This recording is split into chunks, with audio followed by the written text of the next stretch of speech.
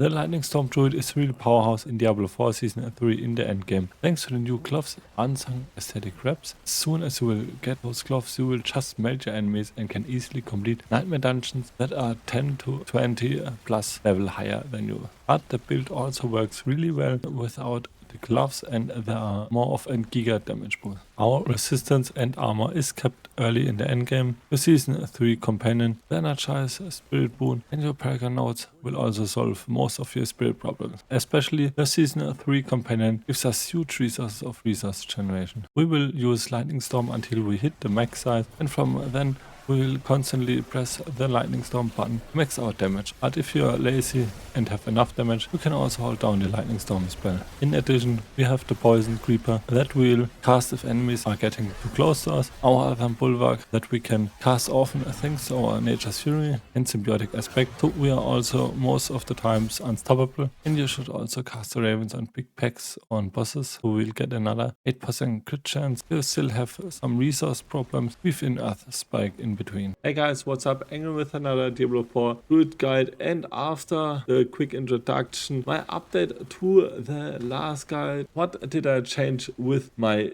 gear? And because I went through the mid game, the first thing which I made is that I get to maximum resistance and also to close maximum armor. So let's start for our gear, and I test out the new aspect, the Juggernauts aspect, because we don't need our evade that often. And what I have to say, it is a really amazing aspect because we don't have to ramp up like it is for the aspect of disobedience, and we just straight up get our armor from the Juggernauts aspect, and this is really amazing. Also for the affixes, as I said, I went with resistance and armor and willpower, and after that just switch out for some nice quality of life, life after kill and so on. For my chest, I did take the symbiotic aspect because of my Nature's Fury passive and the ability to reset my Earthen Bulwark more often and to get constantly unstoppable and have even more defensive. And I also went with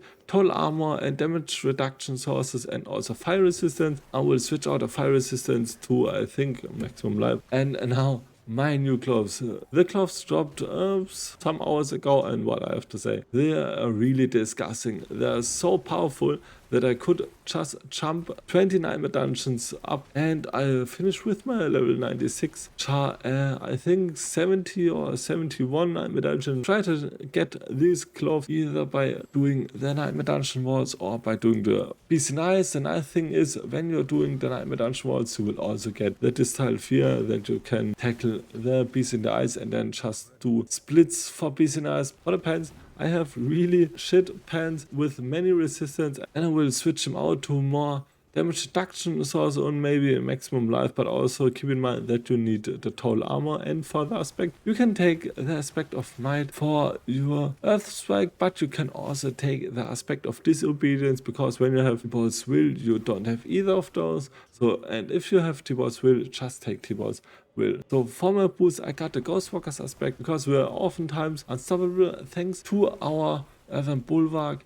And we also get movement speed and can really move through enemies. This is really nice. Also first stats take movement speed, intelligence, speed cost reduction, and another nice affix, maybe resistance, and then we're fine. And now to my new big bad boy. I equipped this some moments ago. I got this with my last nightmare dungeon, and this weapon is nearly my best weapon. The only thing I could switch out is the implicit with X and damage with healthy, but besides that I have everything I want. I have willpower, all stats, damage to close, damage to distant enemies, and almost everything of the affixes are maxed out. So yeah, that's really disgusting, and that will give you a huge boost. Also it is a 925 item level. And why did we scale damage to close and damage to distant enemies? Because of our Thunderstruck node, and you will get more multiplicative damage as more damage to close and damage to distant enemies you will get. So just try to get the stats as I have, and also take the Shepherd's aspect in here with the max soul. It will really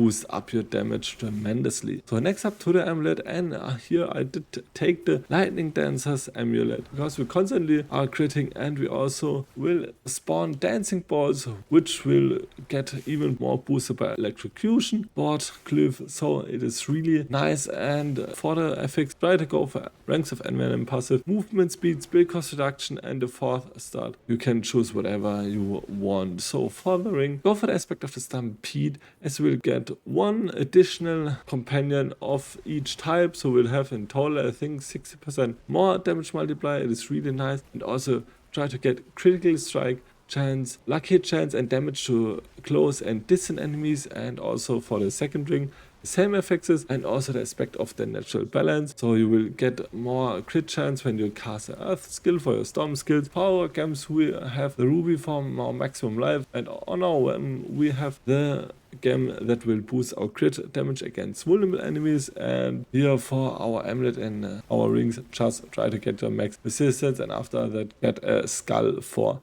more armor. For our spirit boons, I only switch out to gift of the stack in the first row for more maximum spirit. The other things are still the similar: Scythe talents, Avian Wrath, Energize, and Overlord. So power, Skilltree, and I switch some things out. We went for Earth Spike as also Wild Earth Spike. This is the same as also our core skills, Lightning Storm, and Raging Lightning Storm is also Wild Impulses. Our defensive skills also didn't change. Earthen Bulwark, Preserving Earthen Bulwark, 3 points into Ancestral Fortitude, and also 3 points into Vigilance for more damage reduction. And on our companion skills, I took the Ferocious Wolf Pack. Why? Because we have problems to maintain our Fortify, and with the Ferocious Wolf Pack, we constantly get nice Fortify back. I know we have Earthen Bulwark for Fortified generation, but it is just another source. I am still testing this out, and I will keep you updated. And the other things stay the same: 3 points into Nature Reach, as also 1 point into Poison Creeper and Brutal Poison Creeper, 1 point into Ravens, and 1 point into Brutal Ravens. And here I switch out 2 points from Bad Omen, so I can skill the Ferocious Wolf Pack. The other skills also stay the same: Elemental Exposure, 3 ranks, it's also Electric Shock, 3 ranks, and 1 rank into Charged Atmospheres, also Bad Omen, 1 point into Neurotoxin, and 3 points into Envenom. And here there's also the same: 3 points into Defiance, 2 points into Natural Disaster, 3 points into Resonance, and 1 point into Circle of Life, and for the last part, 1 point into Nature's Fury. So now for my Seneschal Construct, and this is second big thing that I switch out since my last build guide. And I did take the Tempest, but I'm trying it out with the arcing support, resource support, and poison support. So I know we can poison through a poison creeper, but that is all in melee range, and we try to poison the mobs from far away, and Tempest will do a really good job with that. And also the resource support is really nice, so we can maintain our resource up. So also take the resource support. If you don't want to take the poison support, just go for the efficiency in your slot, but I think this is a really good choice. And also for our second skill, I'm really experimenting with the Bushwhack or the Impulse skills to boost our single target damage, because this is our greatest problem with the single target boss damage. You can also take the normal version with Flash of Adrenaline, duration boost, and cooldown reduction. But I think this is a nice try to get a better single target, and it could be worth. I got Bushwhack, I got also efficiency support for more crit chance against a target that will be attacked from Bushwhack, and devastation support, so we get more critical strike damage from the skill, and also swift support, so our Bushwhack attacks faster, and so it will attack every 1.1 seconds. It's really nice. You can also switch Genesis up with the devastation support and the Evernight support with the poison or resource support. This really nice. As a result, you can also go with Flash of Adrenaline, but I think it is at least worth a try to go with Bushwhack. So I will try this out, and as I said, I will update you on my Charblan or on my next build guide update for the Lightning Storm. For the Paragon Board, the basic Paragon boards are mostly the same. I just switch out some glyphs. And for the first one, I went with the electrocution, and we went here for a 70 willpower as it boosts our lightning bolt and dancing bolt skill damage tremendously, and we will spawn the dancing bolts from our lightning dancer aspect through our lightning storm, and that's really huge. And this glyph is only on, like, I think level 15, and this can go even farther and higher. And for the next board, this is the same, the Hide and Malice with the Spirit Boon is also the same. For the Paragon nodes, I tried to find a balance between offensive and defensive nodes, and you will find the build in the char planner, as again, just copy this Paragon board. And for the next board, I took the Thunderstruck. As I said multiple times in this video, it is our main source of multiplicative damage from our gear. And also I went with the Fulminate glyph in here for more lightning damage. Maybe I can also optimize this with more dexterity. For the next board, this also stayed the same, the Inner Beast. And I went with the human glyph. Don't get irritated by this nodes. I only did take this nodes because my glyph is not level 15 yet. For the second last board, take the Tendrils with the Territorial Cleave. I did take this to 44 dexterity, so we'll get 66% damage to close enemies.